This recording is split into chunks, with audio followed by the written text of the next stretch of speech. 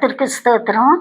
இன்றைக்கு பிள்ளைகளை குறித்து கொஞ்சம் வேத வசனத்தை கொண்டு நம்ம தியானிக்கலாம். பிள்ளைகளுக்காக நம்ம ஜெபிக்கலாம்னு சொல்லிட்டு நான் விரும்புகிறேன். இதற்காக நான் ஆயத்தம் பண்ணும்போது தேவன் கொடுத்த சில வசனங்களை உங்களுக்காக நான் சொல்ல ஆசைப்படுறேன்.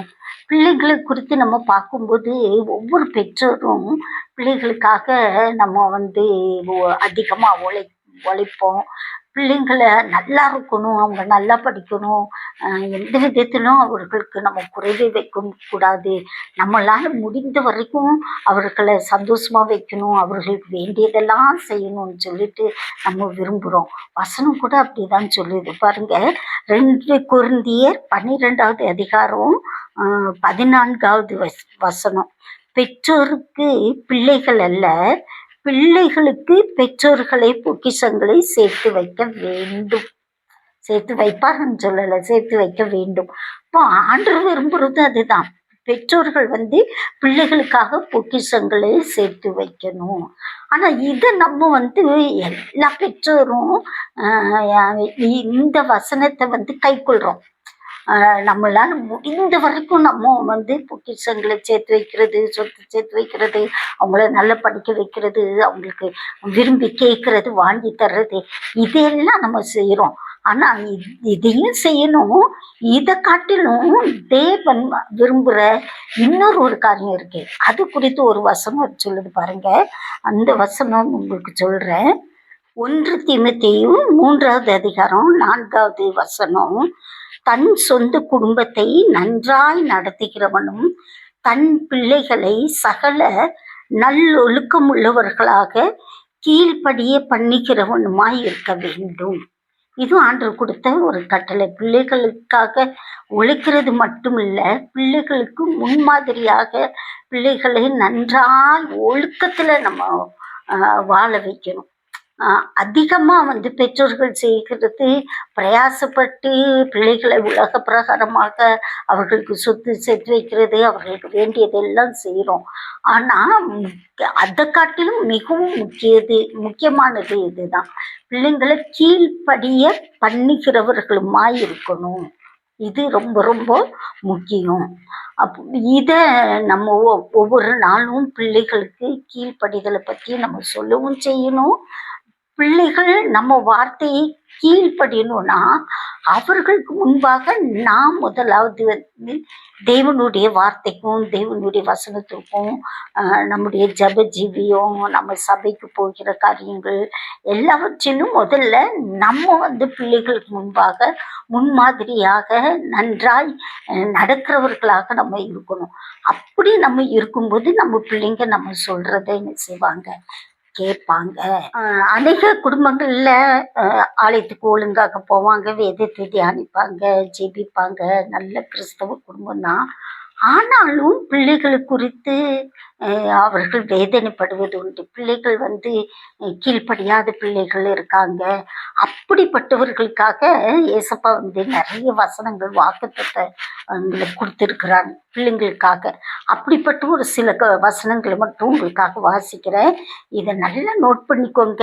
ஒவ்வொரு நாளும் உங்கள் பிள்ளைங்களுக்காக இந்த வசனங்களை நீங்கள் சொல்லி சொல்லி அவர்களை பார்க்கும்போது, அவர்களுக்காக ஜெபிக்கும் போதெல்லாம் இந்த வசனங்களை சொல்லி சொல்லி நீங்கள் ஜெபித்தீங்கன்னா பிள்ளைகளுடைய வாழ்க்கையில் நீங்கள் மாற்றத்தை நீங்கள் காண முடியும். ஏசாயா 65வது அதிகாரம் 23வது வசனம். அவர்கள் துன்பம் உண்டாக பிள்ளைகளை பெறுவதும் இல்லை, அவர்களும் அவர்களோடு கூட அவர்கள் சந்தானமும் கர்த்தராலே ஆசீர்வதிக்கப்பட்ட சந்ததியாயிருப்பார்கள். அவர்கள் சொல்லிட்டு இங்கே யாரை குறிக்குதுன்னா, இதுக்கு முந்தின எபிசோட்லேயே நம்ம பார்த்துருக்குறோம். தேவனால் தெரிந்து கொள்ளப்பட்டவர்கள் விருதாவாக உழைப்பதில்லை, அவர்கள் துன்பம் உண்டாக பிள்ளைகளை பெறுவதில்லை, அவர்களும் அவர்களோடு கூட அவர்கள் சந்தானமும் கர்த்தரால் ஆசீர்வதிக்கப்பட்ட சந்ததியாக இருப்பார்கள். இப்போ நாம் தேவனால் தெரிந்து கொள்ளப்பட்டவர்கள் தான், இதில் நமக்கு சந்தேகம் இல்லை. ஆனால் ஒவ்வொரு நாளும் தேவனோடு நடக்கிறவர்களாக நம்ம காணப்படணும். தேவனுக்கு பிரியமானவர்களாக வாழ்கிறோமான்னு சொல்லி நம்ம நாமே நிதானித்து பார்க்கணும். நம்ம நாமே பரிசோதித்து பார்க்கணும். அவ்வப்போது தேவன் நம்ம கூட இருக்கிறாரா? நம்ம அவரோடு நடக்கிறோமா? அவருடைய பிள்ளையாக இருக்கிறோமா? இது சொல்லும்போது எனக்கு ஒரு ஞாபகம் வருது. என்னன்னா, வேதாகமத்தில் 2 பேர் இருக்கிறாங்க. ஒருத்தர் தேவன் அவரை விட்டு விலகினதை அறியாதிருந்தார். சிம்சோனை குறித்து பார்க்கும்போது, தேவனுடைய ஆவியானவர் அவனை விட்டு விலகினதை அவன் உணராமல் இருந்தான். கிதியோனை பத்தி நம்ம பார்க்கும்போது, பராக்கிரமசாலியே கர்த்தர் உன்னோடே இருக்கிறார். இங்க கிதியோன் கர்த்தர் அவன் கூட இருக்கிறத உணராம இருந்தான். நம்ம எந்த ஸ்தானத்துல நம்ம இருக்கிறோம்னு சொல்லி நம்ம அவ்வப்போது பார்க்கணும். ஒவ்வொரு நாளும் தேவனோடு பெற்றோர்களாகிய நாம் முதல்ல அவரோடு ஐக்கியம் உள்ளவர்களாக ஒவ்வொரு நாளும் தேவனை கொண்டு அந்த நாட்களை தொடங்குகிறவர்களாக நம்ம காணப்படணும். நம்ம குடும்ப வாழ்க்கையில நம்ம அதிகமாக தேவனை சார்ந்து இருக்கணும். அப்படிப்பட்டவர்கள் தான் இந்த ஆசீர்வாதத்தை பெற்றுக்கொள்ள முடியும். அவர்களும் அவர்களோடு கூட அவர்கள் சந்தானமும் கர்த்தராலேயே ஆசீர்வதிக்கப்பட்டிருப்பார்கள். ஆசீர்வதிக்கப்பட்ட சந்ததியா இருப்பார்கள். அப்படி நம்ம தேவனோடு நடந்து அவருக்கு பிரியமாய் வாழ்ந்தா உரிமையா இந்த வசனத்தை சொல்லி ஆண்டவர்கிட்ட வாக்கு தத்துவத்தை நிறைவேற்றுங்க. நான் உங்க கூட தானே இருக்கிறேன், நான் உங்க பிள்ளையா நடக்கிறேனே, என் பிள்ளை ஆசீர்வாதமாக இருக்கணும், என் பிள்ளை கீழ்ப்படியணும், என் பிள்ளை சத்தியத்துல நடக்கணும்னு சொல்லி நம்ம உரிமையாக நம்ம கேட்கலாம். அப்போ ஆண்டவர் நமக்கு உதவி செய்வார். இப்படி பிள்ளைகளை குறித்து நிறைய வாக்குத்தத்த வசனம் இருக்கு. இதே ஏசாயால 54வது அதிகாரம் நம்ம எல்லாருக்கும் தெரிஞ்ச வசனம் தான். பிள்ளைகள் கர்த்தரால் போதிக்கப்பட்டிருப்பார்கள், பிள்ளைகளுடைய சமாதானம் பெரிதாய் இருக்கும். ஏசாயா 54வது அதிகாரம் 13வது வசனம். உன் பிள்ளைகள் எல்லாரும் கர்த்தரால் போதிக்கப்பட்டிருப்பார்கள், உன் பிள்ளைகளுடைய சமாதானம் பெரிதாயிருக்கும். இதுல நான் உன்னிப்பா கவனிச்சது என்னன்னா, உன் பிள்ளைகள் எல்லாரும், சில குடும்பத்துல ஒரு பிள்ளை நல்லா இருக்கும், ஒரு பிள்ளை கர்த்தருக்கு பிரியம் இல்லாம வாழ்ந்துட்டு இருக்கும். 2 பிள்ளைங்க நல்லா இருப்பாங்க, ஒரு பிள்ளை கர்த்தருக்கு பிரியம் இல்லாம இருந்துட்டு இருப்பாங்க. ஆனா இங்க வசனம் என்ன சொல்லியிருக்கு? உன் பிள்ளைகள் எல்லாரும், உங்களுக்கு எத்தனை பிள்ளைங்க கொடுத்தாங்களோ அத்தனை பிள்ளைகள் எல்லாரும் கர்த்தரால் போதிக்கப்பட்டிருப்பார்கள், பிள்ளைகளுடைய சமாதானம் பெரிதா இருக்கும். பெருமைக்காக சொல்லலை, எங்களுக்கு ஒரே ஒரு மகன் தான்.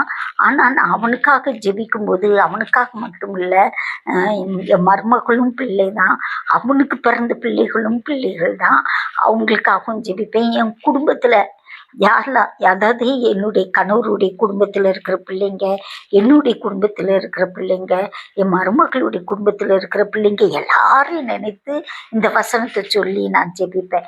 அது மட்டும் இல்லை, வாரந்தோறும் நான் சந்தித்து சத்திய வசனத்தை போதிக்கிற பிள்ளைங்களுக்காகவும் கூட இதே வசனத்தை பிள்ளைகள் எல்லாரும் தானே சொல்லியிருக்கிறீங்க. அப்போ அந்த பிள்ளைங்களும், நான் சத்தியத்தை போதிக்கிற பிள்ளைகளும், அந்த பிள்ளைகளும் உம்முடைய கர்த்தரால் போதிக்கப்படணும். ஏன்னா வசனத்தை ஒவ்வொரு வாரமும் கேட்குறாங்க, நீங்க போதிக்கணும், ஆசீர்வதிக்கப்பட்டவர்களாக இருக்கணும், அந்த பிள்ளைகள் மூலமாக அவர்கள் குடும்பத்துல சமாதானம் உண்டாகணும் அப்படின்னு சொல்லி நாங்கள் ஜெபிக்கிற பழக்கம் இருக்குது. பாருங்க, பிள்ளைகளை வைத்து நம்ம கண்ணீரோடு புலம்பிக்கிட்டு அழுதுகிட்டு வேதனையோடு எப்படா நான் திருந்துவான், எப்படா இவளுக்கு விடிவு காலம் வரும்னு சொல்லிட்டு யோசிக்கவே வேண்டாம். நம்ம ஆண்டருக்கு முன்பாக நேர்மையா நடந்து நமக்கும் ஆண்டருக்கும் இருக்கிற உறவு சரியா இருந்ததுன்னா நம்ம தைரியமா ஆண்டர் கொடுத்த வாக்குத்தத்த வசனங்கள் சொல்லி நம்ம ஜெபிக்கலாம். இன்னும் பாருங்க, ஆண்டர் நம்ம காட்டிலும் நம்ம பிள்ளைகள் மேல ஆண்டர் கரிசனை உள்ளவராக இருக்கிறார். அதனால நம்ம பயப்பட வேண்டிய அவசியமே இல்லை. பிள்ளைங்களுக்காக நம்ம ஜெபிக்கணும். இன்னொரு வசனம், உன் பிள்ளைகளை என்னிடத்தில் ஒப்புவி, நான் அவர்களை உயிரோடு காப்பாற்றுவேன்னு சொல்லியிருக்கிறாரு. இப்போ பாருங்க, ஒவ்வொரு நாளும் பிள்ளைகள கீழ்ப்படியாத பிள்ளைங்க, அடங்காத பிள்ளைங்க, சரியான வாழ்க்கையில முன்னேறாத பிள்ளைங்க, நீங்க என்னென்ன காரியத்துக்காக பிள்ளைங்களை வைத்து வேதனைப்படுறீங்களோ இந்த வசனங்களெல்லாம் மறுபடியும் நீங்க குறிச்சு வைத்து அந்த வசனத்துல கையை வைத்து உங்க பிள்ளைங்களுக்காக நீங்க ஜெபிங்களேன். ஆண்டவர் அற்புதத்தை செய்வார். என்னுடைய வாழ்க்கையில அற்புதத்தை செய்தார். நானும் இப்பவும் நான் ஜெபிச்சுக்கிட்டே இருக்கிறேன். பிள்ளைங்களுக்காக இந்த வசனங்களை சொல்லி ஜெபிச்சுட்டே இருக்கேன். இப்போ ஆண்டவர் சரி இன்னைக்கு என்ன பேசலான்னு சொல்லும்போது ஆண்டவர் சொன்னது தான் இது. பிள்ளைங்களை குறித்து நிறைய பேர் வேதனை பண்றாங்க, அதனால இந்த காரியத்தை நீ பேசுன்னு சொல்லிட்டு ஆண்டவர் எனக்கு உணர்த்தினதுனால தான் இன்னைக்கு உங்களுக்கு நான் சொல்றேன். நாமும் ஆண்டவரோடு நடக்கணும். அதாவது ஏசப்பா பிள்ளைங்களாக வாழணும்.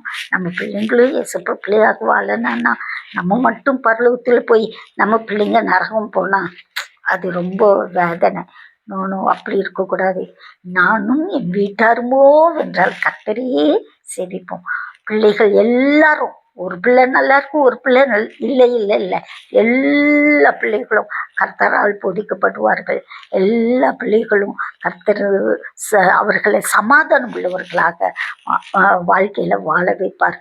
கர்த்தர் தாமே நம்மை ஆசீர்வதிப்பாராக. ஆமென்.